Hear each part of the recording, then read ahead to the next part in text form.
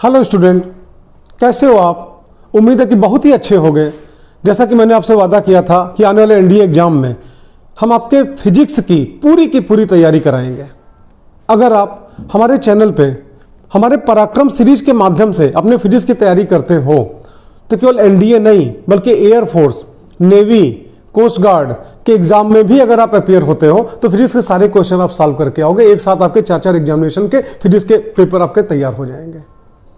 देखो, एनडीए के सिलेबस में पूरी फिजिक्स 14 पार्ट में बटी हुई है, 14 भाग में बटी हुई है। एक एक भाग को एक एक चैप्टर मान के हम चल रहे हैं। एनडीए के सिलेबस के अनुसार जो पहला चैप्टर है उसका नाम क्या है? आपका मापन व यांत्रिकी, मैकेनिक्स एंड मेजरमेंट।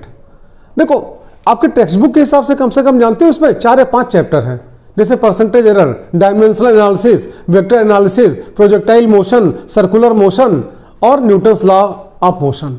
इतना पूरा आपका जो टेक्स्ट बुक के हिसाब से चैप्टर है, ये पूरा मिला के एनडीए के सिलेबस में पहला चैप्टर है आपका, और इसका नाम क्या? मापन तथा यांत्रिकी, या फिर आपका यहाँ पे मेजरमेंट एंड मैकेनिक्स। हमारे इस पराक्रम सीरीज में मोर देन 50 से भी अधिक लेक्चर्स उपलब्ध हैं। Lecture number 1, lecture number 2, lecture number 3 उम्मीद है आपने देखा जरूर होगा। इस लेक्चर नंबर 4 में हम जो चैप्टर है आपका मापन व यांत्रिकी, मेजरमेंट एंड मैकेनिक्स, इस चैप्टर का न्यूमेरिकल लेंगे। और हमारे सारे लेक्चर्स को आप जरूर देखना, न्यूमेरिकल वाले लेक्चर्स को जरूर देखना, क्योंकि न्यूमेरिकल वाले लेक्चर्स में हम एनडीए एग्जाम में आ चुके जितने भी क्वेश्चन हैं, जितने हमें उपलब्ध हैं, हम सारे क्वेश्चन को सॉल्व कराएंगे उसमें। इसी सीरीज में जितने भी क्वेश्चन हम लगवाने जा रहे हैं उसमें से near about 75% question NDA exam में पूछे जा चुके हैं अलग अलग आपका ईयर्स में। तो शुरुआत करते हैं इस पराक्रम सीरीज का लेक्चर नंबर 4, जिसमें आप न्यूमेरिकल पढ़ोगे आपका जो फर्स्ट चैप्टर है। इसलिए कि फर्स्ट, सेकंड और थर्ड लेक्चर में इसी चैप्टर का हमने पूरी थ्योरी आपको पढ़ाई है, बीच जो न्यूमेरिकल भी लगवाया है, और अब इस लेक्चर में हम इसी चैप्टर का न्यूमेरिकल लगवाएंगे। और अगर पर्याप्त न्यूमेरिकल नहीं हो पाया तो जो अगला हमारा पराक्रम सीरीज नंबर आपका 5 तैयार होगा उसमें भी न्यूमेरिकल लगवाएंगे। जब इस चैप्टर का पर्याप्त न्यूमेरिकल हो चुकेगा तब फिर हम अगला चैप्टर शुरू करेंगे। और जितने 14 चैप्टर हैं, 14 चैप्टर्स, वो सारे चैप्टर इस प्रकार से पराक्रम सीरीज में 1, 2, 3, 4, 5 करके आपका हम कंप्लीट कराएंगे। तो शुरू करते हैं। सबसे पहले क्वेश्चन नंबर फर्स्ट, पहला क्वेश्चन आप देखना, ठीक। एक घन के प्रत्येक भुजा की माप 6.203 मीटर है। उचित सार्थक अंकों तक घन के संपूर्ण क्षेत्रफल तथा आयतन की गणना करो। देखो, घन कहते हैं किसको? क्यूब, जिसकी सारी भुजा क्या बराबर हो। कितने फलक होते हैं? 6 फलक होते हैं। अगर डायग्राम बनाना हो तो कितनी लाइन खींचोगे? 12 लाइन खींचोगे। इसमें कितने कॉर्नर होते हैं? 8 कॉर्नर्स होते हैं। और आप जानते हो इसके संपूर्ण पृष्ठ का क्षेत्रफल का फार्मूला क्या होता है? 6a², जहां पे a क्या होता है? इसकी भुजा। और इसके वॉल्यूम का फार्मूला क्या होता है? a3, जहां पे a क्या होता है? इसकी भुजा। आप देखना, तो आप जानते हो यदि घन के प्रत्येक भुजा की लंबाई स्मॉल a हो तो संपूर्ण पृष्ठ का क्षेत्रफल, अभी आपने देखा, 6a²। क्यों? प्रत्येक फलक इसका क्या? वर्गाकार होगा। और वर्ग का क्षेत्रफल क्या होता है? भुजा स्क्वायर। भुजा को अगर a से लिखें तो वर्ग का क्षेत्रफल क्या हो जाएगा? a²। और क्योंकि आप जानते हो इसमें 6 फलक होते हैं तो आप जानते हो संपूर्ण पृष्ठ का क्षेत्रफल कितना हो जाएगा? 6a²। अब यहां पे क्या? 6 a की वैल्यू क्वेश्चन में दिया हुआ है 6.203, तो यहाँ पे 6.203, यहाँ पे मीटर है तो यहाँ पे मीटर हो गया, स्क्वायर है तो स्क्वायर हो गया। अब यहाँ पे 6 है तो यहाँ पे 6 हो गया, और इतने का स्क्वायर करोगे तो आप जानते हो 38.47721 मीटर स्क्वायर आएगा। आप करके देख लेना। अब इसको 6 से मल्टीप्लाई करो तो बराबर आपका आ जाएगा 230.86326 और मीटर स्क्वायर। अच्छा, क्वेश्चन कह रहा है उचित सार्थक अंकों में बताओ। तो उचित सार्थक अंक का तात्पर्य क्या जानते हो आप? सुनो, क्वेश्चन सॉल्व करने का एक नियम होता है कि जो वैल्यू दी हुई है आप ये देखो उसमें कितने सार्थक अंक हैं, सिग्निफिकेंट डिजिट, और जो आंसर आप दो आपके आंसर में भी उतने ही सार्थक अंक होने चाहिए, उतने सिग्निफिकेंट डिजिट होने चाहिए। जो भुजा दी हुई है 6.203, आप देखो इसमें कितने सिग्निफिकेंट डिजिट हैं, कितने सार्थक अंक हैं? तो 1, 2, 3, 4, इसमें 4 सार्थक अंक हैं। तो आपका जो आंसर आए उसमें भी कितने सार्थक अंक हो? 4 सार्थक अंक हो। यहां तो बहुत बड़ी संख्या 1, 2, 3, 4, 5, 6, 7, 8 अंक दिए, गलत है। अगर यहाँ पे 4 अंक है सार्थक अंक तो आपका आंसर भी 4 सार्थक अंकों में आए। और इसके लिए क्या करते हैं? इस वैल्यू को हम छोटा करना शुरू करेंगे। अब अपने मन से छोटा नहीं करेंगे, छोटा करने का नियम है। अब देखो, हम इधर से शुरू करेंगे और इधर बढ़ेंगे, एक एक अंक को लेंगे। अगर 5 से छोटा है तो इसको हटा देंगे और उसके पहले वाले अंक में कोई परिवर्तन नहीं करेंगे। अगर 5 से बड़ा है तो इसको हटाएंगे, पहले वाले अंक में क्या करेंगे, 1 जोड़ देंगे। फिर आप पूछोगे कि अगर 5 है तब क्या करेंगे। अगर 5 है जानते हो तो उसके पहले के अंक को देखेंगे। अगर कोई सम संख्या है तो उसमें कोई चेंज नहीं करेंगे, और अगर विषम संख्या है तो उसमें चेंज करेंगे, उसमें 1 जोड़ देंगे। अब आप यहां पे आओ, शुरू करते हैं। आप देखो 6 5 से अधिक है, इसको हमने हटाया तो यहां पे कितना हो गया, 3 हो गया। 3 यहां पे 5 से कम है, इसको हटाया, यहां पे 3 ऐसे ही रहेगा, कोई परिवर्तन नहीं होगा। ठीक, अब यहां पे 3 है, 5 से कम है, इसको हटाया तो यहां पे कितना, 6 है तो 6 रहेगा।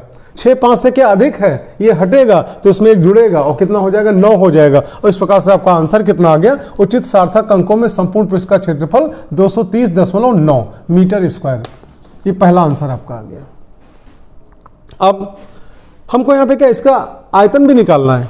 तो आप जानते हो घन का आयतन बराबर क्या, भुजा क्यूब 6.203 मीटर का होल क्यूब।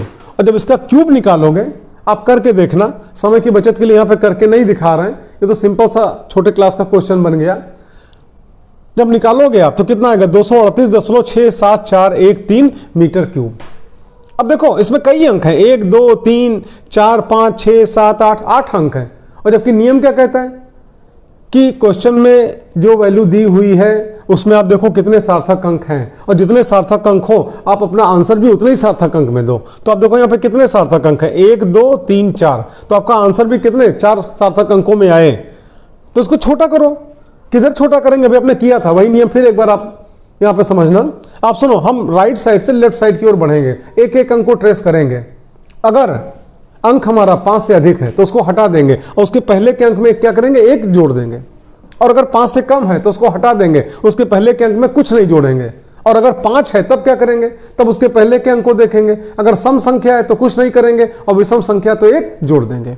तो आप चलो, यहाँ पे 3 है, 5 से छोटा है, हटाओ, यहाँ पे कोई परिवर्तन नहीं, 1 ऐसे ही रहेगा। अब 1 यहाँ पे 5 से छोटा है, हटाओ, और यहाँ पे क्या, 4 ऐसे ही रहेगा, इसमें कोई परिवर्तन नहीं होगा। फिर यहाँ पे 4 क्या 5 से छोटा है, इसको हटाओ, ठीक, और यहाँ पे क्या कोई परिवर्तन नहीं होगा, ये ऐसे ही रहेगा, 7 का 7 ही रहेगा। ठीक, अच्छा उसके बाद चलो, अब ये 7 आया, 7 5 से क्या अधिक है तो इसको हटाओ, और क्योंकि 5 से अधिक तो है तो इसके पहले के अंक में क्या करो, 1 जोड़ दो, तो कितना हो जाएगा, 238.7। आप देखो उचित सार्थक अंकों में आयतन 238.7 मीटर क्यूब, लग गया आंसर। अगला क्वेश्चन देखना, क्वेश्चन नंबर 2। एक गोले की त्रिज्या 5.3 प्लस माइनस 0.1 सेंटीमीटर लिखी है। पहले आप देखो इसका मतलब क्या हुआ, 5.3 प्लस माइनस 0.1 सेंटीमीटर, इसका मतलब क्या हुआ कि उसकी एग्जैक्ट जो रेडियस है वो कितनी है, 5.3 है। और जब मेजरमेंट किया गया तो उस मेजरमेंट में 0.1 का एरर पॉसिबल है। वो एरर घट के भी हो सकता है, बढ़ के भी हो सकता है। तो बढ़ के होगा इसलिए प्लस का सिंबल लगा है, घट के होगा तो कितना, माइनस का सिंबल लगा हुआ है। मतलब आप यूं कह सकते हो, मापन करने पर या तो 5.4 मिला या 5.2 मिला, मतलब 0.1 जुड़ के मिला या 0.1 घट के मिला, एग्जैक्ट वैल्यू कितनी है, 5.3 है। ये आपका पॉसिबल एरर है, संभावित त्रुटि। और किसमें दिया, सेंटीमीटर में। क्वेश्चन करें, गोले के आयतन के मापन में अधिकतम प्रतिशत त्रुटि की गणना करो। आप जानते हो गोला, उसका आयतन क्या होता है, 4/3 पाई आर क्यूब।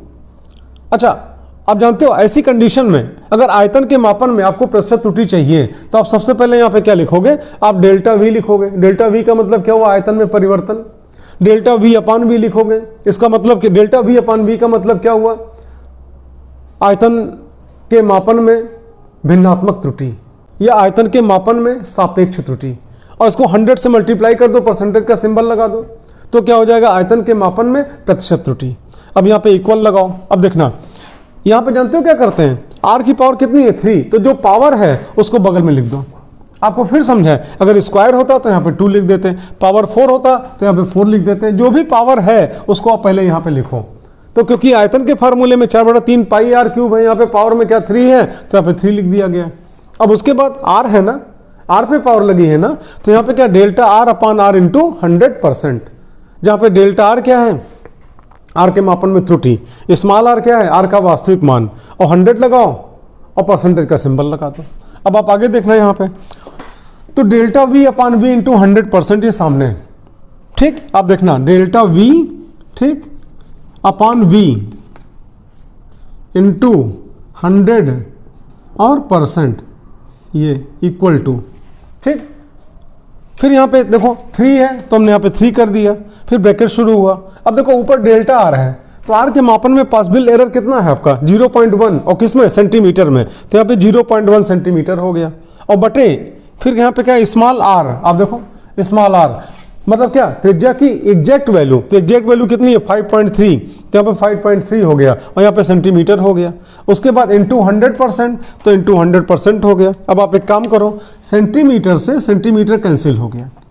और आप ये भी जानते हो पॉइंट के राइट साइड में यहाँ पे क्या केवल एक अंक है, और यहाँ पर भी पॉइंट के राइट साइड में केवल एक अंक है, ऊपर नीचे पॉइंट हटाओ तो कितना हो जाएगा 1/53, और यहाँ पे 3 ऑलरेडी पहले से मौजूद है, तो यहाँ पे 3 हो गया, यहाँ पे 1/53 हो गया, यहाँ पे 100 हो गया, परसेंटेज का सिंबल हो गया।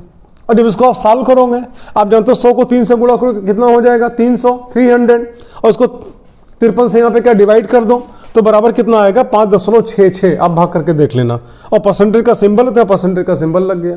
अब इसको भी सार्थक अंक में चेंज कर दिया जाए। अभी हमने आपको बताया कि आप इधर से शुरू करो राइट साइड से, 5 से बड़ा हो हटा दो, पहले वाले अंक में क्या 1 जोड़ दो, 5 से छोटा है तो इसको हटाओ, पहले वाले अंक में कुछ मत करो। अगर 5 है तो आप उसको हटाओ, उसके पहले के अंक को देखो, अगर सम संख्या है तो कुछ मत करो, विषम संख्या है तो 1 जोड़ दो। आप आगे चलो, यहाँ पे 6 है, 5 से अधिक है, हटाओ, यहाँ पे क्या करोगे 1 जोड़ोगे तो बराबर कितना आ गया 5.7% की त्रुटि होगी आयतन के मापन में। यह आपका क्वेश्चन लग गया। अगला क्वेश्चन नंबर 3, आप देखना क्वेश्चन कह रहा है यहाँ पे 1 मीटर लंबी एक छड़ की सहायता से, जानते ना एक रॉड हमने लिया, रॉड के बीच में कोई निशान उशान नहीं लगा है, बस ये रॉड है और रॉड की लंबाई कितना 1 मीटर है, ठीक। तो आप यहाँ पे देखना 1 मीटर लंबी एक छड़ की सहायता से किसी सड़क की चौड़ाई 20 मीटर मापी जाती है। आप देखो अगर हम छड़ से मापन करेंगे, छड़ के बीच में कोई निशान नहीं लगा, पर इतना हम जानते हैं कि छड़ की लंबाई हमारी 1 मीटर है, ठीक। तो मापन करने में मैक्सिमम जो एरर होगा वो कितना हो सकता है छड़ की लंबाई के बराबर, मतलब कितना 1 मीटर अधिकतम जो एरर पॉसिबल है, ठीक। तो ऐसी कंडीशन में कह रहा कि इस माप में अधिकतम प्रतिशत त्रुटि कितनी हो सकती है। चलो संभावित अधिकतम प्रतिशत त्रुटि बराबर, तो आप जानते हो सड़क की चौड़ाई नापी गई, मतलब सड़क के एक किनारे से दूसरे किनारे तक की दूरी मापी गई। तो आप यहाँ पे और delta L upon L into 100%, जहाँ पे डेल्टा एल क्या है मापन में अधिकतम संभावित त्रुटि, तो अधिकतम संभावित त्रुटि कितनी हो सकती है छड़ के लंबाई के बराबर, और छड़ की लंबाई कितनी है 1 मीटर, तो यहाँ पे कितना हो गया 1 मीटर बटे मापा गया, कितना मापा गया 20 मीटर, तो यहाँ पे क्या 20 मीटर हो गया। अब ऐसी कंडीशन में मीटर से मीटर कैंसिल हो गया, तो यहाँ पे कितना 1/20 गुणे 100, और आप जानते हो 20 पंचे 100 बराबर कितना 5% लग गया। अगला क्वेश्चन नंबर 4, आप देखना यदि वेग बराबर अंडर रूट दाब बटे एक्स, एक्स क्या है पता नहीं, देखो तो एक्स की बीमा बताओ। बहुत आसान क्वेश्चन, इस टाइप के क्वेश्चन अक्सर कंपटीशन में पूछे जाते हैं, एनडीए में भी 2 बार पूछा जा चुका है। आप खाली सुनना, दोनों पक्षों का आप स्क्वायर कर दो, तो जब स्क्वायर करोगे तो यहाँ पे वेग लिखा है तो वेग का स्क्वायर हो गया, इक्वल है तो इक्वल हो गया, और जब यहाँ पे स्क्वायर करोगे तो रूट हट जाएगा, तो यहाँ पे क्या हो जाएगा दाब बटे एक्स हो जाएगा। हमको किसका एक्स का निकालना है ना, तो एक्स को आप इधर बुला लो और वेग स्क्वायर को उधर ट्रांसफर कर दो। तो ऐसी कंडीशन में अगर आप देखोगे तो एक्स बराबर एक्स हम इधर ले आए और ये उधर ट्रांसफर हो गया, दाब बटे वेग स्क्वायर। अब ऐसी कंडीशन में हमको एक्स का विमीय सूत्र चाहिए, तो एक्स का विमीय सूत्र बराबर क्या हो जाएगा दाब का विमीय सूत्र और बटे वेग के स्क्वायर का विमीय सूत्र। आप देखो एक्स का विमीय सूत्र बराबर क्या दाब का विमीय सूत्र बटे वेग के विमीय सूत्र का स्क्वायर हो गया। अब आप आगे चलो, तो दाब का विमीय सूत्र कितना ml की पावर -1 t की पावर -2। आप जानते हो दाब बराबर क्या होता है बल बटा क्षेत्रफल, बल का क्या होता है ml t की पावर -2 और बटे क्षेत्रफल का क्या होगा एल स्क्वायर ऊपर जाएगा बराबर कितना आ जाएगा ml की पावर -1 t की पावर -2 और बटे वेग का क्या होता है lt की पावर -1। अच्छा यहाँ पे आप देखना वेग का यहाँ पे क्या स्क्वायर तो है, तो lt की पावर -1 का स्क्वायर करो। अब जब स्क्वायर करोगे तो यहाँ पे क्या हो जाएगा एल स्क्वायर t की पावर -2, इसको ऊपर लेके आओ तो एल स्क्वायर को ऊपर लेके आओगे तो ऊपर कितना एल की पावर -2 हो जाएगा और -1 पहले से बैठा है, तो यहाँ पे कितना हो गया एल की पावर -3 हो गया और m है तो यहाँ पे m हो गया। अब t से मिलो, t की पावर -1 तो उसका होल स्क्वायर करोगे तो बराबर क्या, टी की पावर -2, ऊपर आएगा टी की पावर +2, एक -2 पहले से है तो बराबर टी की पावर 0, और किसी भी पद की पावर 0 बराबर क्या होता है 1, यानी कि आप जानते हो जब सॉल्व करोगे कितना आएगा, ml की पावर -3 आएगा, मतलब x का विमित सूत्र क्या होगा, ml की पावर -3। और अपनी तरफ से अगर आपसे पूछे कि आप बताओ x कौन सी संभावित भौतिक राशि हो सकती है, तो इतना आपको आइडिया होना चाहिए, ml की पावर -3 किसका, घनत्व का विमित सूत्र है। इसका मतलब कि अगर x हो सकता है तो क्या होगा, घनत्व होगा। क्यों, क्योंकि आप जानते हो घनत्व का विमित सूत्र ml की पावर -3 होता है, और x का हल करने पे कितना है, ml की पावर -3 आया। इस प्रकार से क्वेश्चन नंबर 4 लगा। आप वीडियो के लास्ट तक बने रहना, इसमें तमामों ऐसे क्वेश्चन हैं जो आपका सन 2012 के बाद से लेकर अब तक एनडीए में पूछे जा चुके हैं। कौन कौन से क्वेश्चन हैं ये भी वीडियो में इशारा करते रहेंगे। फिलहाल अभी तक आपने जो लगाया इसी में से 2 क्वेश्चन पूछे जा चुके हैं। अगला क्वेश्चन नंबर 5। क्वेश्चन नंबर 5, सरल लोलक के दोलन करते समय उसके धागे में तनाव कब अधिक होता है। पहले को सरल लोलक है क्या चीज, कोई भारी पिंड लेकिन बहुत सूक्ष्म आकार का हो, किसी हल्की अवितान्य, अवितान मतलब क्या, जो खींचने पर जिसकी लंबाई बढ़े ना, ऐठन रहित डोरी, मतलब ऐसी डोरी जिसमें ऐठन ना हो, से बांध कर लटकाया जाए, तो इस अरेंजमेंट को हम क्या बोलते हैं, सरल लोलक, या इसको बोलते हैं सिंपल पेंडुलम।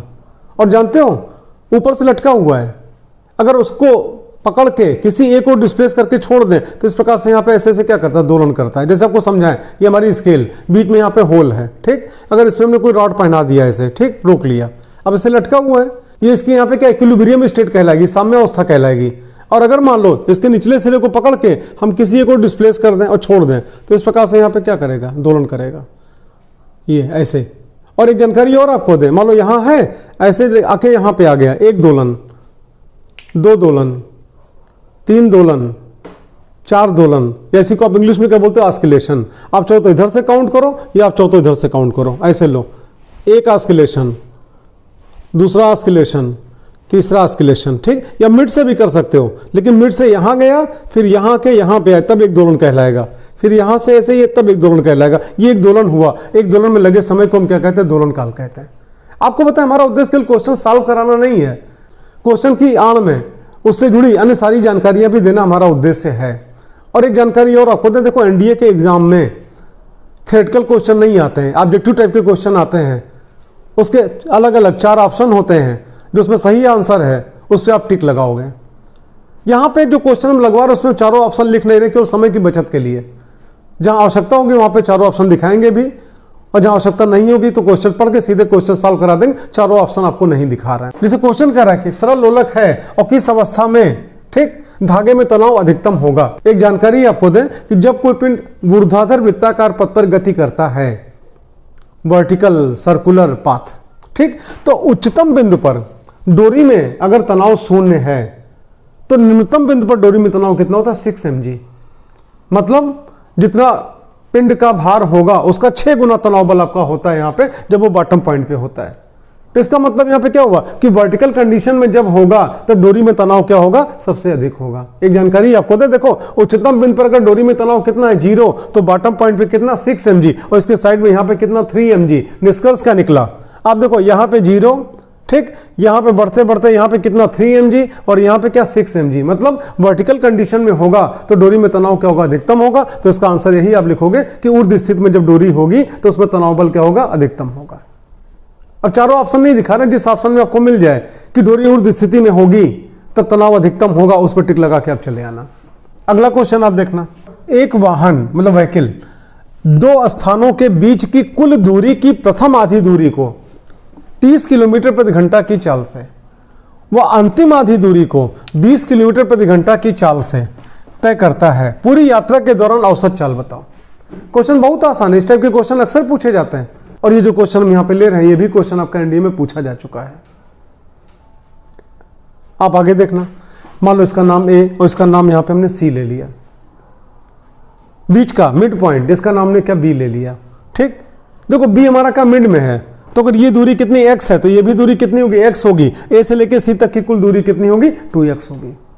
अच्छा क्वेश्चन क्या कह रहा है, प्रथम आधी दूरी को किस चाल से, 30 किलोमीटर प्रति घंटा, मतलब यहां से यहां तक पहुंच रहा है 30, अब देखना, किलोमीटर और प्रति घंटा, ये लो, ठीक, और शेष आधी दूरी को, मतलब ये दूरी किस चाल से, 20 किलोमीटर और प्रति घंटा।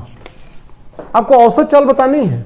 अच्छा, जो लोग नहीं पढ़े हुए हैं, ये हमारे पराक्रम सीरीज को उन्होंने नहीं देखा है, वो जानते हो आंसर क्या लिखेंगे, 30 + 20 = 50/2 = 25। आंसर 25 पर टिक लगाएंगे अगर ऑप्शन हुआ तो, लेकिन ये गलत है। देखो सही क्या है, आप इसको देखो। आप सबसे पहले आप जानते हो औसत चाल आपको निकालना है, तो आप देखना औसत चाल बराबर कुल दूरी बटे कुल समय। चलो आप आगे देखना फिर, कुल दूरी तो आप जानते हो यहां से आता है x और यहां से आता है कितना x, तो कुल दूरी कितना चला वो, x + x बराबर कितना 2x। अच्छा समय प्लस, तो आप जानते हो 2 स्टेप में, हम समय यहां पे क्या 2 स्टेप में लेंगे, क्यों, क्योंकि चाल उसकी 2 अलग अलग है। तो 30 किलोमीटर प्रति घंटा कहां तक रही, ए से लेके बी तक, और 20 किलोमीटर प्रति घंटा कहां तक रही, बी से लेके और सी तक। तो आप यहां पे आओ, यहां से यहां तक का समय मान लो हम यहां पे लिखेंगे TAB। आप देखना T और यहां पे AB, और यहां से यहां तक के समय को हम लिखेंगे T और BC। ये हो गया बराबर। चलो अब आप आगे देखना, तो x + x बराबर कितना 2x, और अब यहां पे देखना TAB और TBC देखना। चलो तो आप जानते हो चाल बराबर क्या, दूरी बटे समय, तो समय बराबर क्या हो जाएगा, दूरी बटे चाल। तो आप जानते हो यहां से तक दूरी कितनी है x, और चाल कितना 30। आप जानते हो यहां से तक क्या 30 की स्पीड से तो गया है। उसी प्रकार से यहां पे आओ, यहां से तक की दूरी कितनी है x, और बटे, और यहां से तक किस चाल से गया 20, तो यहां पे कितना हो गया 20। अब आप यहां पे आओ, तो ऊपर हो गया 2x, नीचे आप आगे आओ 30 और 20, इसका एलसीएम ले लो। तो आप जानते हो इसका एलसीएम कितना हो गया 60। ठीक, 30 दूना 60 और 2 का इसमें एक गुणा हो गया, तो कितना हो गया 2x, प्लस करो 20 3 60 और 3 का x में गुणा हो जाएगा, कितना हो जाएगा 3x। तो इस प्रकार से आप देखोगे v मीन या v एवरेज जो भी कह लो बराबर, चलो ऊपर कितना 2x और नीचे कितना 2x + 3x बराबर क्या 5x। ठीक, और अपान, और यहां पे कितना हो जाएगा 60। तो नेक्स्ट लाइन आप देखना 2x × 60 अपान, और यहां पे कितना 5x। तो आप ये भी जानते हो x से x कैंसिल, और यहां पे कितना हो जाएगा 12, और आप जानते हो 12 × 2 बराबर कितना 24। ठीक, और जो यूनिट आपका यहां पे है वही यूनिट यहां पे है, और उसी यूनिट में आपका आंसर आ जाएगा किलोमीटर प्रति घंटा।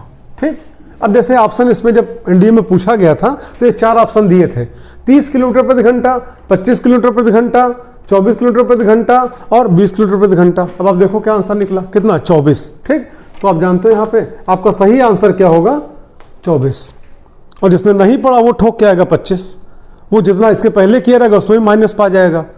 इस प्रकार से आप आगे चलो। Next question number 7।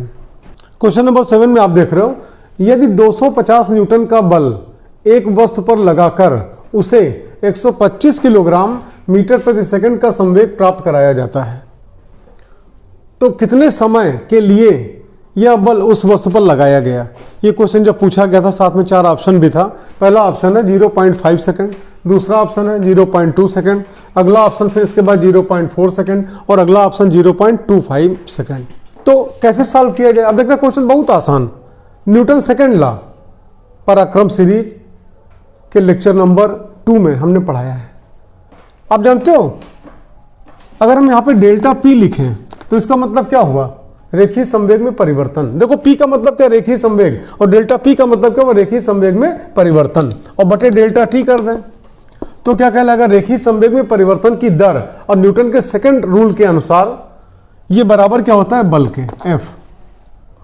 तो ऐसी कंडीशन में क्वेश्चन में देखो एफ का मान दिया हुआ है और संवेग में इतने का परिवर्तन हुआ, डेल्टा पी का मान दिया है, समय पूछा जा रहा है, तो आप एक काम करो ना, डेल्टा टी को इधर ट्रांसफर करो, that is equal to delta P अपान, और यहां पे क्या हो जाएगा एफ। आप आगे देखना, तो डेल्टा पी की वैल्यू तो कितना 125 किलोग्राम मीटर प्रति और सेकंड, सारी वैल्यू देखो एसआई पद्धति में है, मीटर किलोग्राम सेकंड में। ठीक, अच्छा उसके बाद एफ, एफ मतलब क्या बल, तो बल कितना 250 न्यूटन, तो ये 250 हो गया, और यहाँ पे क्या न्यूटन, और न्यूटन का मतलब जानते हो क्या होता है, किलोग्राम मीटर पर सेकंड स्क्वायर। ठीक, तो ओवरऑल आप यहाँ पे चलो न्यूटन ही लिख दिया हमने, ये लो न्यूटन। ठीक, तो आप आगे देखना 125 और यहाँ पे 250 कितना 2 बराबर कितना 0.5 और डेल्टा टी का मात्रा क्या होता है सेकंड। मतलब फर्स्ट ऑप्शन आपका सही है, ये सही है, बाकी सब गलत है। अगला क्वेश्चन इसके बाद एक ग्राफ बना हुआ है। ये ग्राफ किसके बीच में जानते हो, यहाँ वेलोसिटी यहाँ पे क्या टाइम के बीच में खींचा गया। क्वेश्चन कर रहा है कि दर्शाए गए वेग समय ग्राफ का छायित क्षेत्रफल। आप जानते हो डायग्राम में ये भी बना हुआ ऐसे, ये शेडेड है, उसी को हिंदी में बोल रहे छायित क्षेत्रफल ये। ठीक, कण के निम्नलिखित अभिलक्षणों में से किस एक को निरूपित करता है। मतलब आपको ये बताना है कि जो एरिया इसकी होगी वो एरिया किसको व्यक्त करेगी, कण के संवेग को व्यक्त करेगी, कि त्वरण को व्यक्त करेगी, कि तय दूरी को व्यक्त करेगी, कि चाल को व्यक्त करेगी। एक जानकारी आपको दें, पहले देखो ग्राफ किसके किसके बीच में खींचा गया, इधर समय और इधर वेग है। तो ऐसी कंडीशन में आप देखना, अगर हम ऐसे सीधे स्ट्रेट लाइन ऐसे खींच दें यहाँ पे और सीधे लंब गिरा दें यहाँ पे, ठीक, तो जो इसकी एरिया होगी, ठीक, तो एरिया में आप जानते हो ऐसे इस प्रकार की डिजाइन मिलेगी। ये किसको व्यक्त करेगा, वेग को, और ये किसको, समय को। और वेग बराबर क्या होता है, विस्थापन बटे समयांतराल, और गुणे यहाँ पे क्या समय। तो आप जानते हो समय समय कट जाएगा, निकलेगा क्या विस्थापन। मतलब एरिया किसको व्यक्त करेगा, विस्थापन को व्यक्त करेगा। नहीं समझ पाए, एक बार आप फिर से देखना है। यहाँ पे आप सुनो, हमने यहाँ पे अपनी तरफ से केवल समझाने के लिए एक यहाँ पे डॉटेड लाइन खींचा, और यहाँ से अगर एक लंब गिराए, यहाँ से एक लंब गिराए, आप जानते हो रेक्टेंगल बना कि नहीं बना, आयत बना। और आयत का क्षेत्रफल बराबर क्या होता है, लंबाई गुणे चौड़ाई। और जिसमें लंबाई कितना, ये देखो सीधे लंबाई किसको व्यक्त करेगा, समय को। ठीक, लंबाई किसको व्यक्त करेगा, समय को। चलो, और चौड़ाई किसको व्यक्त करेगा, वेग को। और वेग बराबर क्या होता है, विस्थापन बटे समयांतराल। चलो ये लो, तो आप यहां पे देखना समयांतराल भी कोई ना कोई समय तो होगा, तो समय से समय कट गया, आया क्या, विस्थापन। मतलब एरिया किसको व्यक्त करता है, विस्थापन को। तो इसी प्रकार से डिजाइन जो बनी है इसकी भी एरिया किसको व्यक्त करेगी, विस्थापन को। अब ऑप्शन में विस्थापन है नहीं, कोई बात नहीं। विस्थापन से मिलती जुलती कौन सी राशि है, तय दूरी। क्यों, क्योंकि चाल हो नहीं सकता, त्वरण हो नहीं सकता, संवेग हो नहीं सकता, और इसी 4 ऑप्शन में आपको टिक लगाना है। तो आप टिक किस में लगाओगे, तय दूरी में। ये आपका सही ऑप्शन होगा, सही आंसर होगा। क्वेश्चन नंबर 9 में आप देख रहे हो, जानते हो जितने ऑप्शन है उसमें क्या ग्राफ बने हुए। ग्राफ किसके बीच में, velocity time, velocity time, velocity time, velocity time. Question कह रहा है एक गेंद को ऊर्ध्वाधर ऊपर की ओर फेंका जाता है, संपूर्ण यात्रा के दौरान उसका वेग समय ग्राफ कैसा होगा। ऐसा होगा कि ऐसा होगा कि ऐसा होगा कि ऐसा होगा, और कहीं गलत चूज कर गए तो जब तक सही किए होगे उसमें सभी नंबर माइनस हो जाएगा। बिल्कुल सही एग्जैक्ट आपको क्वेश्चन पढ़ के और टिक लगाना है। देखो हमारे हाथ में पेन है, अगर इसको ऊपर की ओर उछालें तो जैसे जैसे ऊपर जाएगा आप जानते हो इसकी वेलोसिटी लगातार क्या होगी, घटती जाएगी। मतलब टाइम बीतता जा रहा है, समय बढ़ता जा रहा है और वेलोसिटी घटती जा रही है। आप जानते हो ऊपर चलता जा रहा है और वेलोसिटी घटती जा रही है, मतलब टाइम बीतता जा रहा है, टाइम बढ़ता जा रहा है, वेलोसिटी घटती जा रही है। तो उसके लिए कौन सा होगा, ये। आप देखना हम इधर की तरफ बढ़े, टाइम बढ़ रहा है, और ये ग्राफ किधर आ रहा है, नीचे। देखो ये मूल बिंदु है, ऊपर जाए तो वेग बढ़ेगा, नीचे आए तो वेग घटेगा, इधर आए तो टाइम क्या होगा, बढ़ेगा, इधर जाए तो टाइम क्या होगा, घटेगा। तो आप जानते हो इस ग्राफ यहाँ पे क्या बोल रहा है कि टाइम बढ़ता गया, वेलोसिटी घटती गई। ये कब होता है, जब पिंड ऊपर जाता है। और जब पिंड ऊपर से नीचे आता है तो ऊपर से नीचे लगातार आ रहा है, वेग लगातार क्या बढ़ेगा, बढ़ेगा, बढ़ेगा, वेग और बढ़ा, वेग और बढ़ा, मतलब समय बढ़ता गया और वेलोसिटी भी बढ़ती गई। तो उसके लिए ग्राफ क्या होगा फिर, ये आप देखो यहाँ पे टाइम 0, वेलोसिटी 0, यहाँ पहुंचे टाइम और बढ़ा, वेलोसिटी बढ़ी, यहाँ पहुंचे टाइम और बढ़ा, वेलोसिटी और बढ़ी। हम इधर बढ़ते जा रहे हैं, टाइम बढ़ता जा रहा है, वेलोसिटी भी क्या हो रही है, बढ़ती जा रही है। तो केवल नीचे से ऊपर जाने का अगर ग्राफ दिखाओगे तो ये होगा, और केवल ऊपर से नीचे आने का ग्राफ दिखाओगे तो ये होगा। लेकिन आप यहां पे देखना संपूर्ण यात्रा के दौरान, मतलब इसमें क्या नीचे से ऊपर, ऊपर से नीचे सब दिखाना है, दोनों दिखाना है। तो आप जानते हो नीचे से ऊपर जाने के दौरान वेग क्या होता है, घटता है, और ऊपर से नीचे आने के दौरान वेग क्या होता है, बढ़ता है। तो सही ऑप्शन आपका कौन सा होगा, ये होगा। क्यों, आप देखो समय बढ़ता गया तो वेलोसिटी लगातार क्या हो रही, घटती जा रही है, और टॉप पॉइंट पे पहुंचा, वेलोसिटी घट के कितनी, 0 हो गई। उसका फिर पिंड वापस आ रहा है तो समय बढ़ता गया और वेलोसिटी लगातार क्या हुई, बढ़ती गई। ठीक, तो आप खुद यहाँ पे देखना नीचे से ऊपर गया तो वेलोसिटी लगातार क्या हो रही, घट रही है। तो आप देखो इधर समय बढ़ता गया, वेलोसिटी लगातार क्या घटती चली गई। टॉप पॉइंट पे जब पहुंचे कुछ समय हुआ होगा, उसमें वेलोसिटी कितनी 0, तो इतना समय हुआ, वेलोसिटी घट के कितना 0। अच्छा, उसके बाद फिर वहां से पिंड कहाँ वापस नीचे आएगा, और जब नीचे आएगा तो समय लगातार बढ़ता जाएगा और वेलोसिटी लगातार बढ़ती जाएगी। तो अब जब तो समय बढ़ता जा रहा है, वेलोसिटी लगातार बढ़ती जा रही है। सही ऑप्शन कौन सा हुआ? सी हुआ। क्वेश्चन नंबर 11, आप देख रहे हो आरेख के अनुसार सत्य कथन क्या है। इस टाइप के क्वेश्चन अक्सर एनडीए में पूछे जाते हैं। एक डायग्राम बना रहेगा, ग्राफ बना रहेगा, कभी पोजीशन मतलब स्थिति और समय के बीच में, कभी वेग और समय के बीच में, और उसी ग्राफ को देख के आपको नीचे 4 ऑप्शन दिए रहेंगे। जो सही लाइन हो उस पर आपको टिक करना रहेगा। तो आप क्वेश्चन देख रहे हैं यहाँ पे, आरेख के अनुसार सत्य कथन क्या है, और 4 कथन दिए हुए हैं। पहले आरेख देख रहे हैं यहाँ पे। आरेख मतलब क्या? डायग्राम। आप देखना, एक्स एक्सिस और वाई एक्सिस। एक्स एक्सिस पे क्या समय दिया हुआ है, और वाई एक्सिस पे यहाँ पे क्या स्थिति। स्थिति मतलब क्या? लोकेशन या पोजीशन। आप जानते हो ये क्या मूल बिंदु है।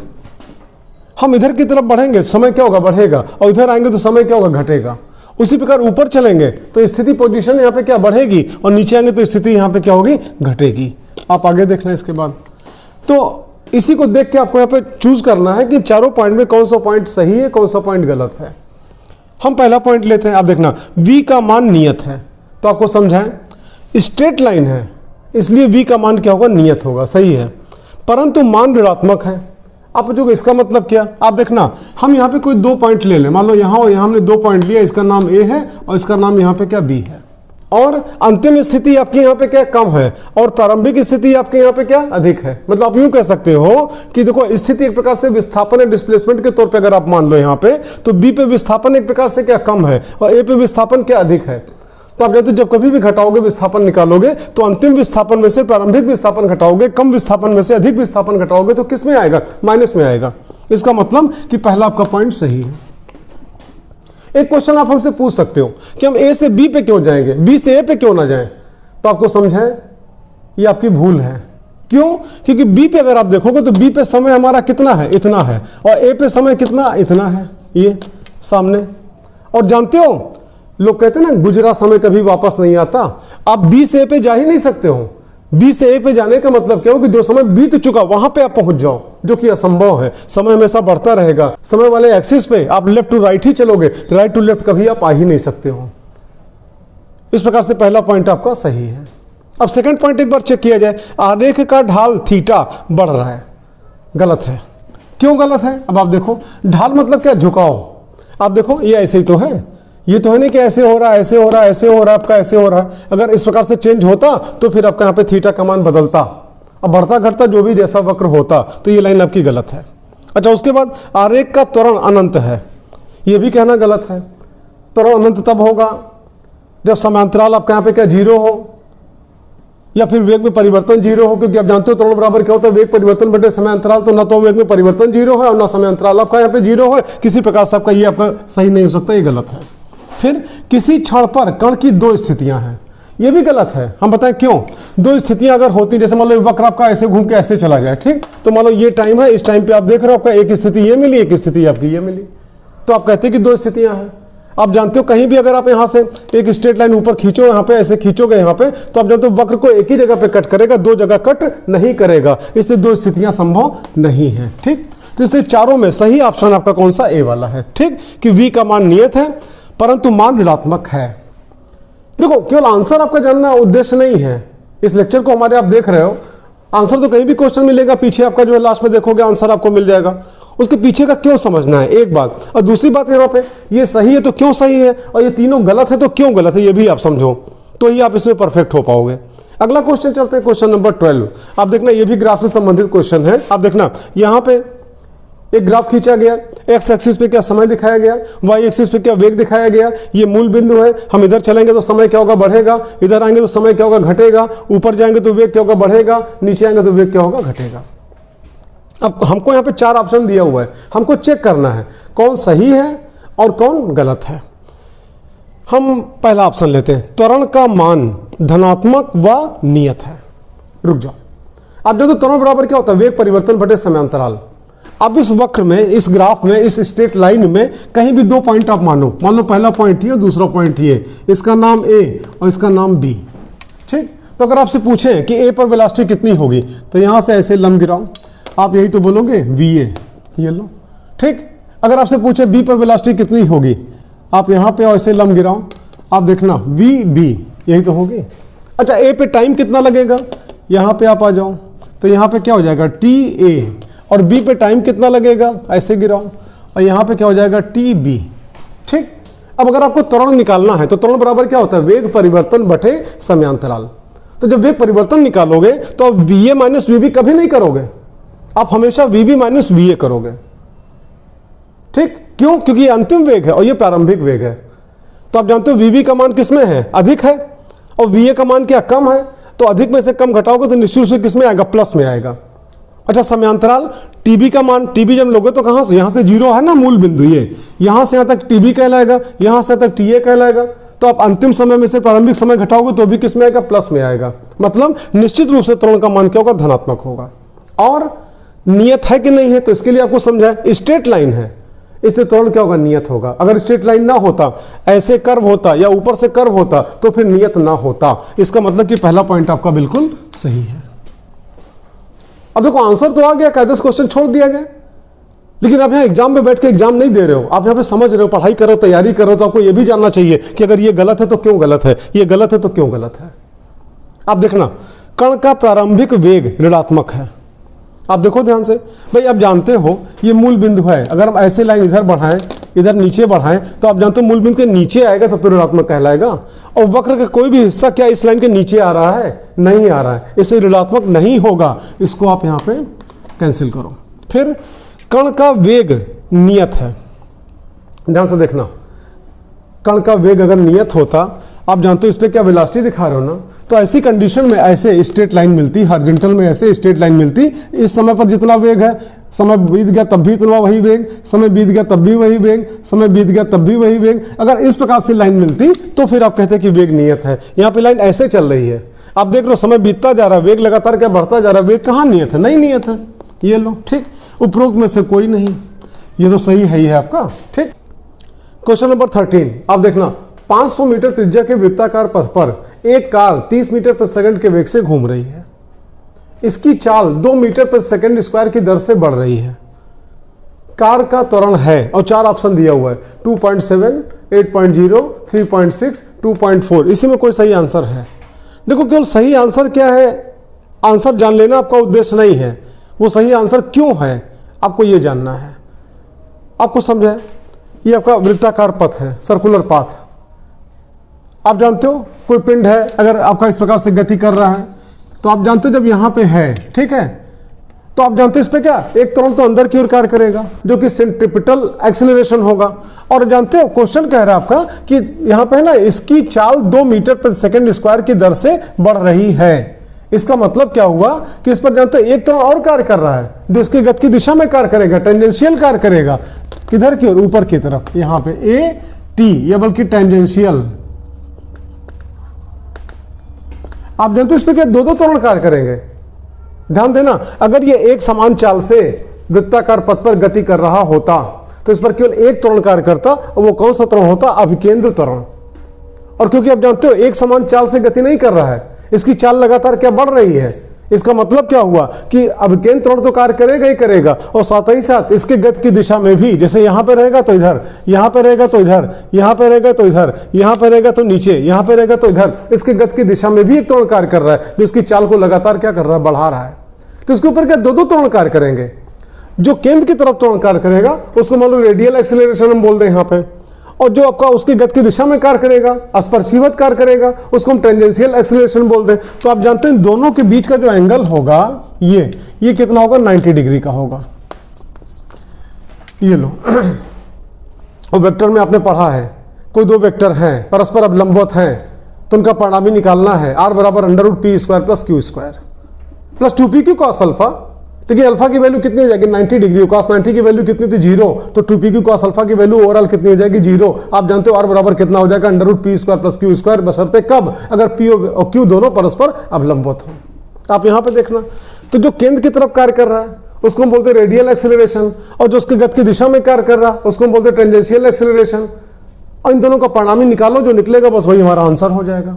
तो सबसे पहले तुम निकालते हैं यहाँ पे अल्फा सेंट की वैल्यू कितनी होगी, कैसे निकाला जाए। आप देखना, रेडियस कितना दिया हुआ है 500 मीटर, और वेलोसिटी कितना दिया है 30 मीटर प्रति सेकंड। तो जानते हो अल्फा सेंट क्या 3 फार्मूला होता है, एक तो वी ओमेगा, एक आर ओमेगा स्क्वायर और एक वी स्क्वायर अपॉन आर। तो पहले तो आप ये चूज करो कौन सा फार्मूला लगाना उचित होगा।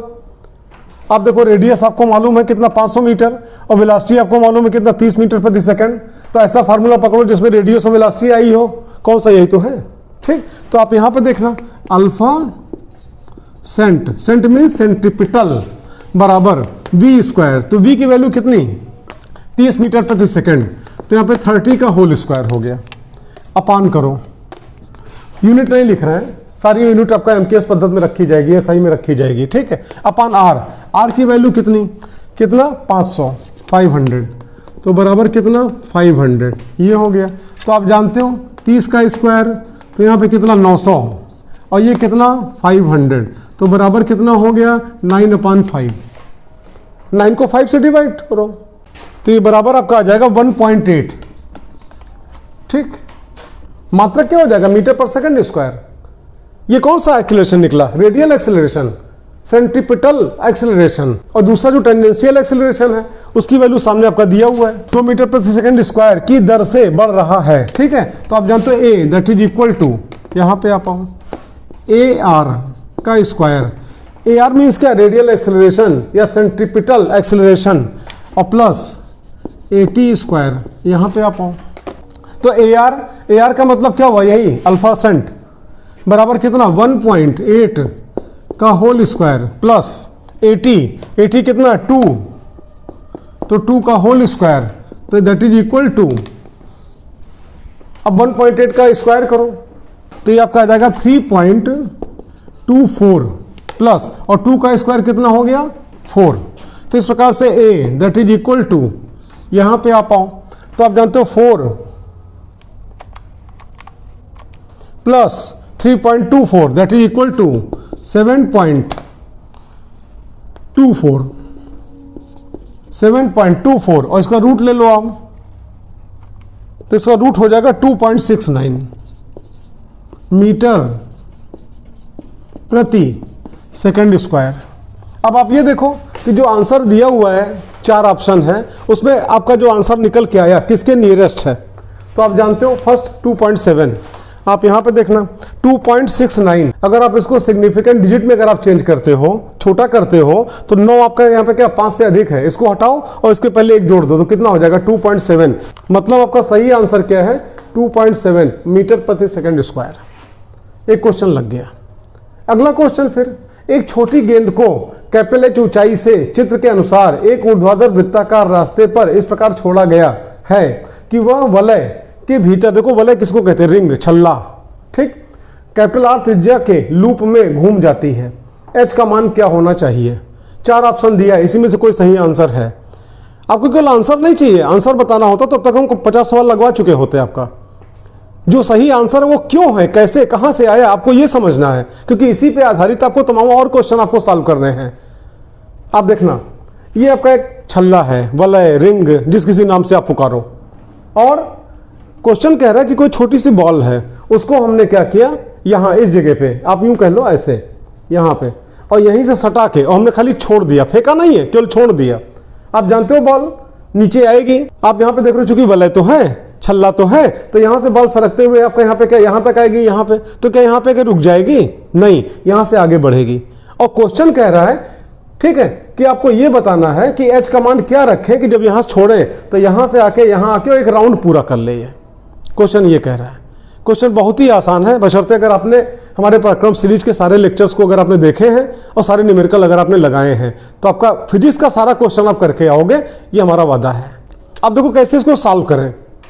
यहां पे जो गेंद है वो इस प्रकार से मोशन करेगा वर्टिकल सर्कुलर पाथ पर, ऊर्ध्वाधर वृत्ताकार पथ पर गति पर, और जानते हो टॉप पॉइंट पे अगर उसकी मिनिमम वेलोसिटी √GR है, तो बॉटम पॉइंट पे उसकी वेलोसिटी कितनी होती है, √5GR। बाकायदा इसका डेरिवेशन है। यहां से आपने इसको छोड़ा, देखो फेंका नहीं है, छोड़ा है, तो यहां पे इसके अंदर कौन सी ऊर्जा है, स्थितिज ऊर्जा, जिसको आप बोलते हो पोटेंशियल एनर्जी, U = mgh। और जब यहां से आपका यहां पे आया, इस जगह पहुंचा, ठीक, बॉटम पे पहुंच गया एकदम से ना, तो स्थिर ऊर्जा कितनी हो गई? 0, और उसकी सारी की सारी ऊर्जा किस में कन्वर्ट हो गई? किनेटिक एनर्जी में, गतिज ऊर्जा में। तो क्वेश्चन का क्लू यहीं पे है, आप देखना इसके सर्कुलर पाथ की रेडियस कितनी है? Capital R। यहां से आपने छोड़ा कौन सी ऊर्जा? स्थितिज ऊर्जा, और ये बराबर क्या हो जाएगा यहां पे? गतिज ऊर्जा के। और यहां पे वेलोसिटी मिनिमम कितनी होनी चाहिए? √GR, जिसको क्रिटिकल वेलोसिटी भी कहते हैं। और अगर यहां पे √GR है तो यहां पे कितना होगा? √5GR। आप यहां पे लगाओ, यहां की क्या? स्थितिज ऊर्जा बराबर यहां की गतिज ऊर्जा। तो आप देख रहे हैं यहां पे स्थितिज ऊर्जा कितनी हो जाएगी? mg, और यहां पे ऊंचाई कितनी दी है? Capital H। तो यहां पे आपका हो जाएगा U बराबर mgh, ये, और दैट इज इक्वल टू, अब यहां पे गतिज ऊर्जा, तो यहां पे गतिज ऊर्जा कितनी हो जाएगी? ½ mv। लेकिन यहां पे आप जानते हो वेलोसिटी कितनी होगी? √5GR। क्यों? क्योंकि आप जानते हो टॉप पॉइंट पे जो क्रिटिकल वेलोसिटी होती है √GR होती है, और बॉटम पॉइंट पे क्रिटिकल वेलोसिटी कितनी होती है? √5GR। तो यहां पे कितना हो जाएगा? रूट और 5GR। ठीक, ये लो, ½ mv², और v की वैल्यू कितनी हो जाएगी? √5GR। और v का स्क्वायर तो है, तो आप यहां पे स्क्वायर भी लगाओ, ये लो।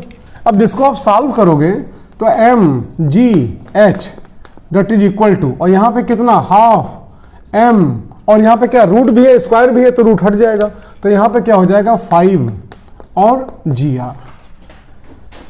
कैंसिल करो जो कैंसिल हो रहा हो। आप देखो m से m कैंसिल हो गया, g से g कैंसिल हो गया, तो इस प्रकार से अगर आप देखोगे तो h that is equal to 5/2 into R, ये निकल के आया।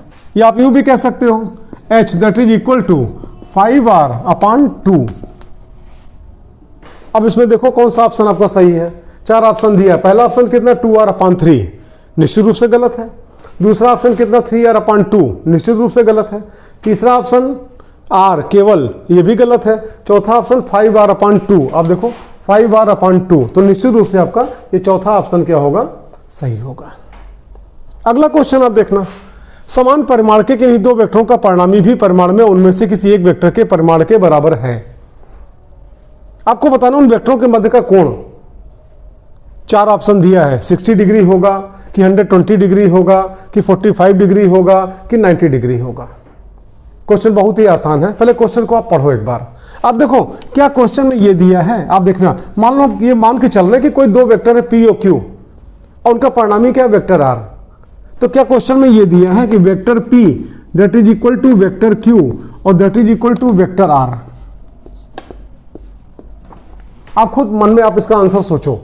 क्या क्वेश्चन में ये दिया कि vector P that is equal to vector Q that is equal to vector R, जहां पे आपका वेक्टर P और वेक्टर Q कोई दो वेक्टर हैं, उनका परिणामी क्या है? Vector R। तो आपको फिर समझाएं, क्वेश्चन में ये बिल्कुल नहीं दिया है। आप सुनो, vector P is not equal to vector Q and vector Q is not equal to vector R।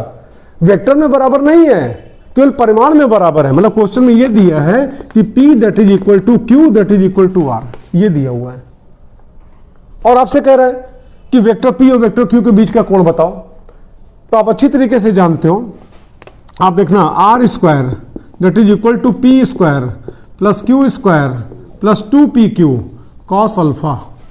कोई दो वेक्टर P और Q है, उनका परिणामी अगर R हो तो आप जानते हो उसका फार्मूला क्या होता है, आपस में रिलेशन क्या होता है? R² that is equal to P² plus Q² plus 2PQ cos alpha. और क्वेश्चन में दिया है कि P Q R तीनों क्या बराबर हैं।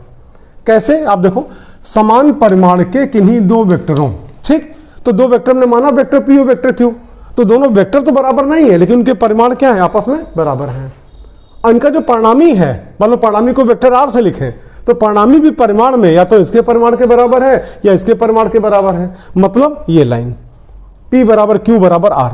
अब जो आपको पसंद हो उसको सब जगह लिख दो। मान लो पहले यहाँ पे क्या P लिखा हुआ है, तो हम सब जगह P लिख दे रहे हैं। आप देखना P² that is equal to P² plus P² plus 2P into P और इंटू cos अल्फा।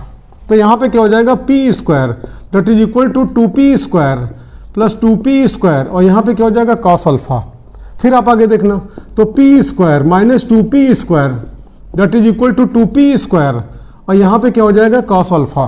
तो P² में जब 2P² माइनस करोगे तो यहाँ पे क्या आ जाएगा? Minus P² that is equal to 2P² और यहाँ पे क्या हो जाएगा? cos alpha.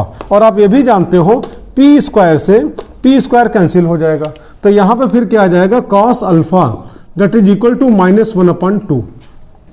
और कॉस के टेबल में -1/2 कितने पे आता है, 120 डिग्री पे, 120 डिग्री पे। तो आप आगे देखना, that is equal to cos 120 degree.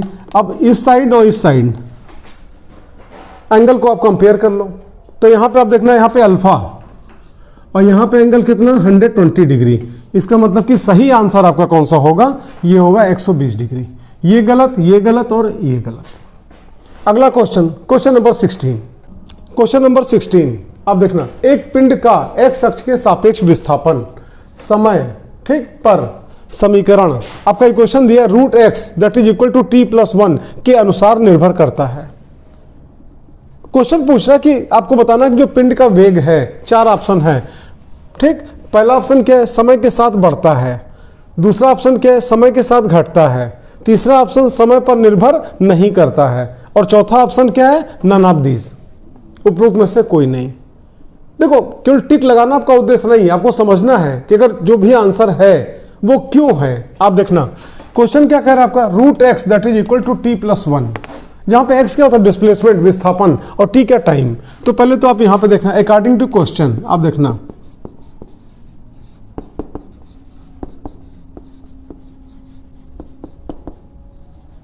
ठीक, क्या दिया हुआ, √x that is equal to t+1। आप एक काम करो, बोथ साइड स्क्वायर कर दो, squaring both sides.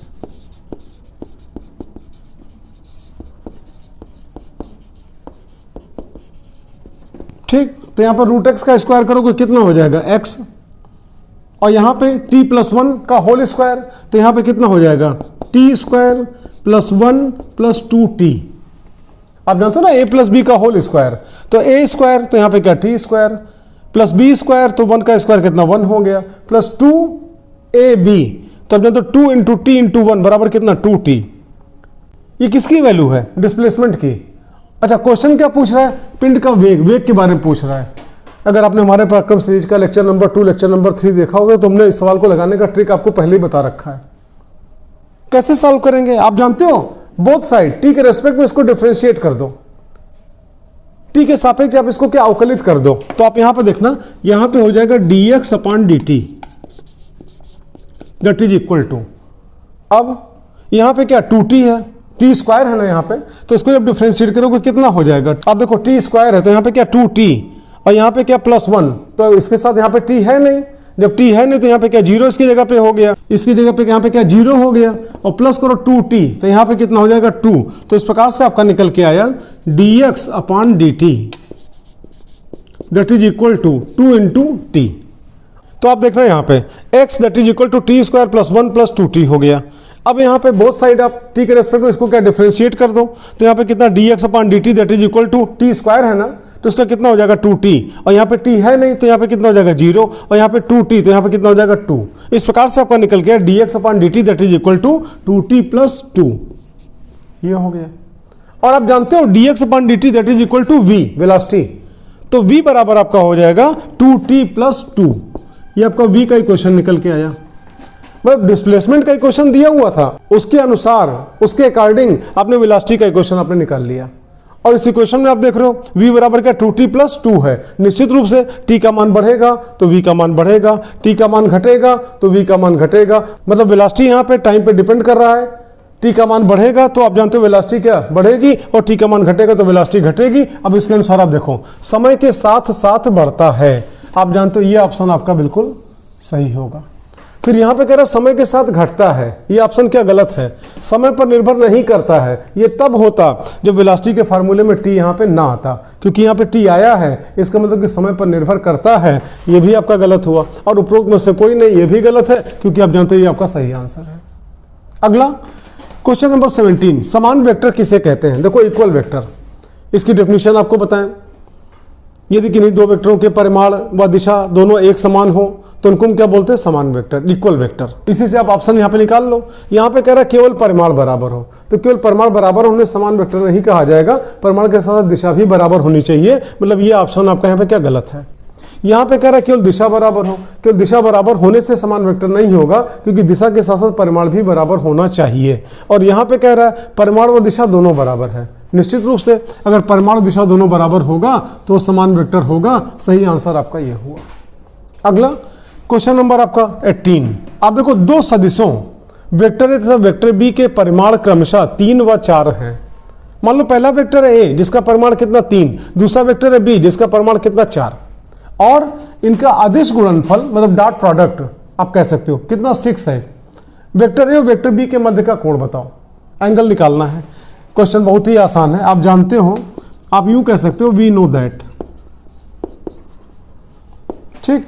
Vector A dot vector B that is equal to A B cos theta. पराक्रम सीरीज का लेक्चर नंबर 2 एक बार आप देखो, काफी डिटेल आपको मिल जाएगा। आप यहां पे आओ, इक्वल करो। अच्छा, दोनों का स्केलर गुणनफल कितना दिया 6, मतलब vector A dot vector B की वैल्यू कितनी है 6। अच्छा, ए का मतलब क्या, वेक्टर ए का परिमाण। देखो यहाँ वेक्टर का सिंबल नहीं लगा है, मतलब वेक्टर ए का यहाँ पे क्या परिमाण, तो वेक्टर ए का परिमाण कितना है 3, तो यहाँ पे 3 हो गया इंटू फिर बी का मतलब क्या, वेक्टर बी का परिमाण, तो वेक्टर बी का परिमाण कितना है 4, तो यहाँ पे 4 हो गया, फिर इंटू और यहाँ पे क्या कॉस थीटा। तो आप यूं कह सकते हो 6, 3 इंटू 4 बराबर क्या 12, और यहाँ पे क्या हो गया कॉस थीटा। तो cos theta that is equal to 6/12 बराबर 1/2।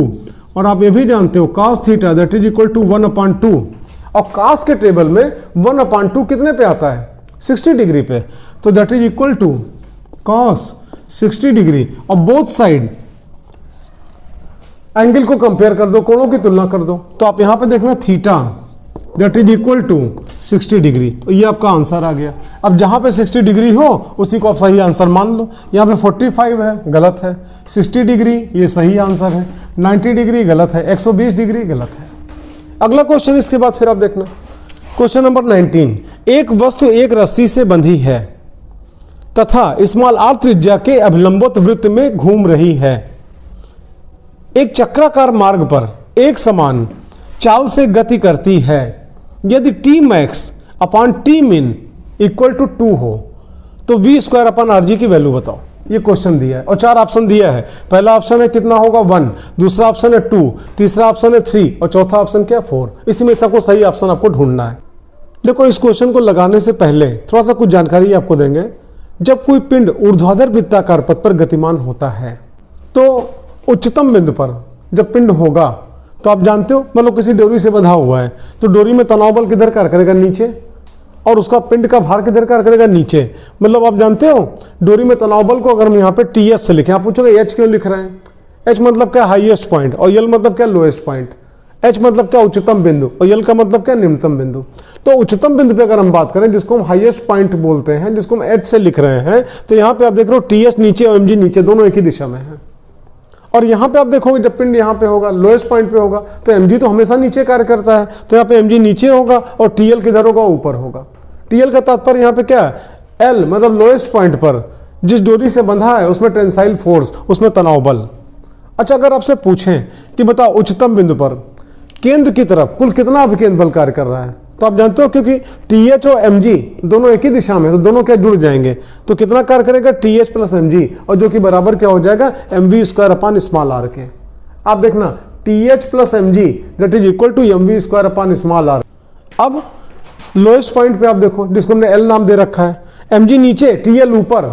अगर आपसे पूछे कौन सा बड़ा होगा कौन सा छोटा होगा, तो जानते हो अक्सर बच्चे कहते हैं कि दोनों बराबर होगा, जबकि आपको समझाएं ऐसा कभी नहीं होगा। अगर आप इन दोनों को बराबर कर दोगे तो दोनों का रिजल्टेंट फोर्स परिणामी क्या हो जाएगा 0, और जब यहाँ पिंड पहुंचेगा तो उसको अभिकेंद्र बल नहीं मिलेगा, वृत्ताकार पथ पर गति नहीं करेगा, क्योंकि वृत्ताकार पथ पर गति करने के लिए अभिकेंद्र बल की आवश्यकता होती है। बिना अभिकेंद्र बल के कोई भी पिंड वृत्ताकार पथ पर गति नहीं कर सकता। तो यहाँ पर केंद्र की तरफ बल लगने के लिए निश्चित रूप से TL बड़ा होगा और mg क्या होगा छोटा होगा। तो परिणामी बल क्या होगा, बड़े में छोटा घटाओ, तो आप जानते हो TL माइनस mg, और किधर होगा बड़े वाले की तरफ, तो बड़ा कौन है TL, तो आप जानते हो अभिकेंद्र बल ऊपर की तरफ लगेगा, और अभिकेंद्र बल कितना कार्य कर रहा है mv स्क्वायर बटे स्मॉल आर। ठीक, तो आप जानते हो यहाँ पे अगर हम आपसे बात करें कौन बड़ा TL, कौन छोटा mg, परिणामी कितना TL माइनस mg, किधर की ओर केंद्र की ओर, और जो कि अभिकेंद्र बल का कार्य करेगा। mv² बटे स्मॉल r प्रदान करेगा।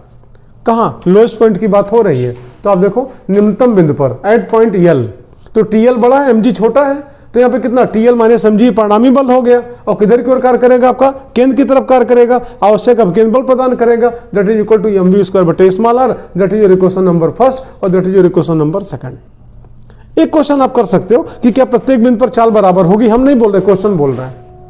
आप आगे चलो, इसके बाद यहाँ पे देखो क्वेश्चन में साफ साफ लिखा हुआ है। अब देखो यह चक्राकार मार्ग पर एक समान चाल से गति करती है, तो चूंकि क्वेश्चन कह रहा है इसलिए आपको यहाँ पे मानना पड़ेगा कि यहाँ पर भी चाल कितना भी, यहाँ पर भी चाल कितना भी, यहाँ पे कितना mv² बटे स्मॉल r, यहाँ पे कितना mv² बटे स्मॉल r। ये आपका इक्वेशन नंबर फर्स्ट हो गया, इक्वेशन नंबर सेकंड हो गया।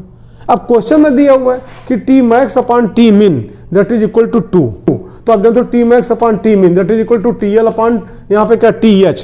आप पूछोगे यहाँ पे ऊपर TL आपने क्यों लिखा, क्योंकि आप जानते हो मैक्सिमम तनाव कहाँ पे होगा, नीचे, उसकी तुलना में ऊपर तनाव क्या होगा, कम। आपको बताएं उच्चतम बिंदु पर पिंड का भार क्या खाली mg कार्य करता है, और अगर आपने वर्टिकल सर्कुलर पाथ अगर आपने पढ़ा होगा तो लोएस्ट पॉइंट पे तनाव बल कितना कार्य करता है, आपका जानते हो पिंड के भार का 6 गुना होता है, 6 mg होता है। मतलब यहाँ पे अगर mg है तो यहाँ पे कितना होगा, 6 mg होगा। तो ऐसी कंडीशन में आप देखो टी मैक्स अपॉन टी मिन, तो मैक्सिमम कहाँ पे आपका होता है, लोएस्ट पॉइंट पे, और कितना होता है, पिंड के भार का 6 गुना। तो यहाँ पे क्या TL ऊपर हो गया, और ऊपर अगर आपका mg है तो नीचे क्या होगा, 6 mg होगा, मतलब ऊपर क्या कम नीचे ज्यादा। तो यहाँ पे आप देखना टी मैक्स की जगह पे TL और टी मिन की जगह पे TH हो गया, और इक्वल टू कितना 2। ये क्वेश्चन बोल रहा है T max upon T min that is equal to 2। तो इस प्रकार से आप TL को रोक लो, TH को इधर भेज दो, तो आप जानते हो TL that is equal to 2 into TH। मतलब आप यूं कह सकते हो कि लोएस्ट पॉइंट पे जो टेंसाइल फोर्स है वो हाईएस्ट पॉइंट पे टेंसाइल फोर्स का 2 गुना होगा। आप एक काम करो, इक्वेशन फर्स्ट और इक्वेशन सेकंड को ध्यान से देखना, दोनों का RHS क्या है, बराबर है, तो LHS भी बराबर होगा। हम दोनों को कंपेयर कर दें, समीकरण 1 और समीकरण 2 की तुलना करने पर। तो जब कंपेयर करोगे यहाँ पे तो आप देखना TL minus mg that is equal to TH plus mg। अच्छा, और TL का मान अभी आपने कितना निकाला, 2 इंटू TH, तो यहाँ पे TL की जगह पे 2 इंटू TH कर दिया गया। माइनस mg है तो माइनस mg, यहाँ पे बराबर है तो बराबर हो गया, TH है तो TH हो गया, प्लस है तो प्लस हो गया, mg है तो mg हो गया। तो यहां से देखो TH की वैल्यू क्या निकलेगी, आप देखो 2TH है और यहाँ पे TH है, TH को इधर ट्रांसफर कर दो तो यहाँ पे क्या हो जाएगा, 2TH माइनस TH बराबर कितना हो गया, TH, और दैट इज इक्वल टू, ये माइनस mg है ना, इधर ट्रांसफर होगा प्लस mg हो जाएगा, एक mg ऑलरेडी पहले से है, तो इस प्रकार से आप देखोगे TH that is equal to 2mg। अब आगे चलो, इक्वेशन सेकंड को पकड़ो आप, तो इक्वेशन सेकंड में आप देख रहे हो यहाँ पे क्या लिखा हुआ, TH plus mg that is equal to mv² बटे स्मॉल r। आप पूछोगे सेकंड क्यों पकड़ रहे हैं, फर्स्ट क्यों नहीं ले रहे हैं, इसलिए कि हम यहाँ पे TH की वैल्यू निकाल चुके हैं और TH का यूज किसमें हुआ, सेकंड में, इसीलिए हम सेकंड ले रहे हैं यहाँ पे, ठीक। तो आप यहाँ पे देखना TH plus mg that is equal to mv² बटे स्मॉल r, तो यहाँ पे देखो TH plus mg that is equal to mv² बटे स्मॉल r। और अभी TH का मान कितना निकाला आपने, 2mg, तो यहाँ पे क्या 2mg हो गया, प्लस है तो प्लस हो गया, mg है तो mg हो गया, that is equal to v² upon small r। अब क्वेश्चन पे आप आओ, किसका मान चाहिए, v² अपॉन rg का, तो आप देखो यहाँ पे v² अपॉन rg का मान चाहिए, तो आप एक काम करो, पहले दोनों को पहले ऐड कर दो, तो 2mg प्लस mg बराबर कितना हो गया, 3mg, इक्वल है तो इक्वल हो गया, यहाँ पे कितना mv² बटे स्मॉल r हो गया, m से m यहाँ पे क्या कैंसिल हो गया, तो इस प्रकार से यहाँ पे क्या 3g हुआ बराबर कितना v² अपॉन r। आपको किसका मान बताना है, v² अपॉन rg का मान बताना है, और यहाँ पे v² अपॉन r लिखा है ना, तो g को आप इधर ट्रांसफर कर लो तो नीचे आ जाएगा, यहाँ पे केवल क्या 3 बचेगा, तो यहाँ पे कितना हो जाएगा, जब g आपका इधर आ जाएगा तो यहाँ पे v² अपॉन rg that is equal to 3।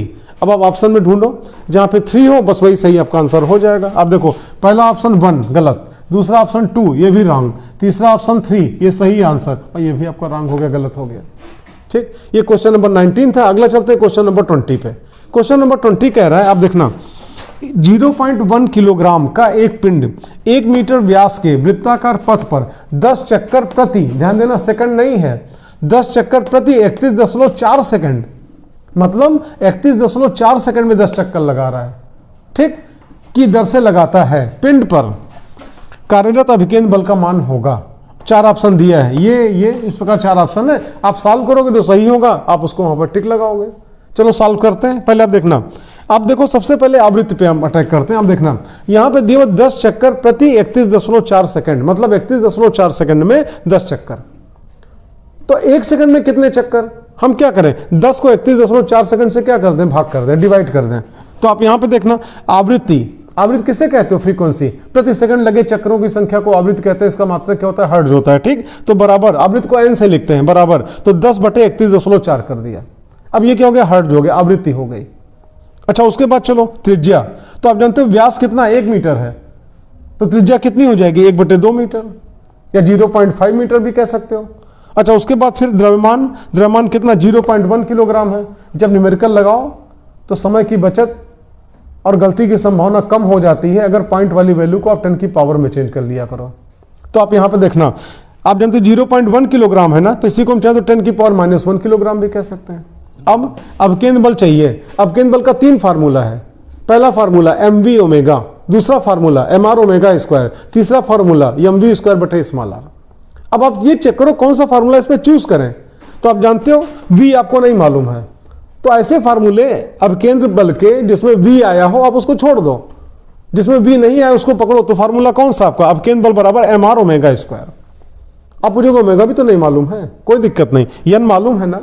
Omega बराबर क्या? 2πn आप मान रखो। तो mr और ओमेगा की जगह पे क्या? 2πn, और स्क्वायर यहां पे तो हमने स्क्वायर कर दिया।